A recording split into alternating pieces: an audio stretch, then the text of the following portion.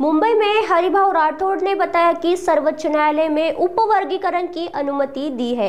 इसके चलते ही जो मोर्चा होना था वह अब विजय मोर्चा के रूप में आजाद मैदान मुंबई में आयोजित किया जा रहा है। आइए आगे क्या प्रतिक्रिया दी हरिभाऊ राठौड़ ने, सुनते हैं।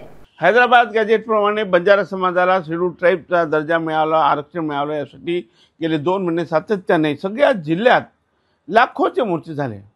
त्यानंतर काही 17-21 जे आमचे युवक होते ते उपोषणाला बसले।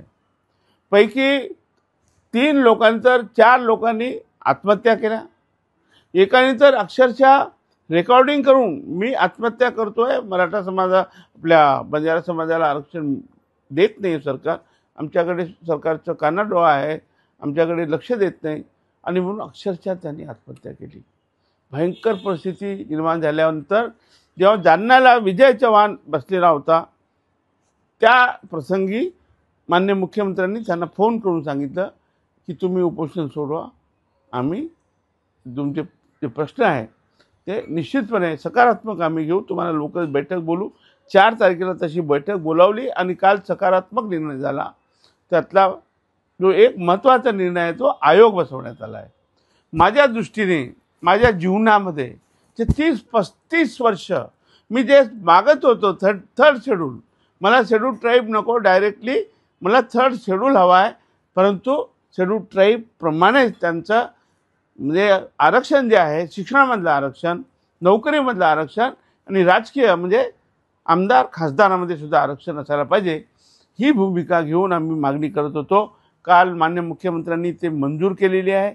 आयोग बसणार आहे, 3 महिन्यात त्याचा रिपोर्ट येईल आणि 3 महिन्याचा रिपोर्ट आल्यानंतर सरकार पुढची कारवाई करून केंद्र सरकारकडे पाठवून याचं जे आहे वेगळं आरक्षण आम्हाला देण्यात येईल असं सांगण्यात आलेलं आहे।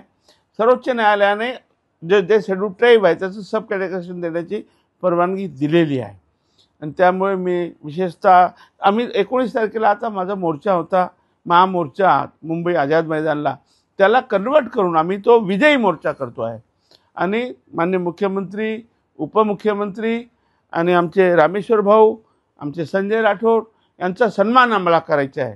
कारण या लोकांनी खरं म्हणजे मुंबई, पुणे, ठाणे या ठिकाणी आमच्या लोकांना जातीचे दाखलेसुद्धा मिळत नव्हते। तर मी काल सांगितलं साहेबांना, साहेब मुख्यमंत्री महोदय, इथे ब्राह्मणाला सुद्धा आरक्षण आहे, पण आमच्या या लाखो लोक जे आहेत, 10-12 लाख लोक मायग्रंट आहे, त्यांना कुठल्याही प्रकारची सवलती नाही, दाखला नाही आणि म्हणून ती मागणीसुद्धा त्वरित साहेबांनी मंजूर केली। माननीय मुख्यमंत्र्यांचा विशेष मी आभार मानतो आणि त्यांचा सत्कार करू इच्छितो।